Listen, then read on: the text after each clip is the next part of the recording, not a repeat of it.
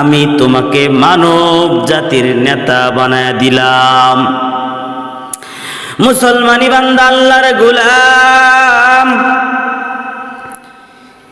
ইব্রাহিম আলাইহিস সালাতু ওয়াস সালাম সেই পরীক্ষাগুলোতে উত্তীর্ণ হওয়ার ফলে আল্লাহ পাক রব্বুল আলামিন তাকে মানব জাতির পিতা বানায় দিয়েছেন। সেই পরীক্ষাগুলোর মধ্যে একটি হলো কোরবানি। মনের ইচ্ছাকে কোরবান করে দেওয়ার নাম হলো কোরবানি, অর্থাৎ মন যা চায় তা না করে মন যা চায় না তাই করা। এটা বড় কঠিন ত্যাগ, এটা বড় কঠিন কাজ। সন্তানকে সব পিতায় ভালোবাসে। মুসলমানি বান্দা আল্লাহর গোলাম ইব্রাহিম আলাইহিস সালাতু ওয়াস সালামের 120 বছর পর্যন্ত কোনো সন্তানাদি হয়নি।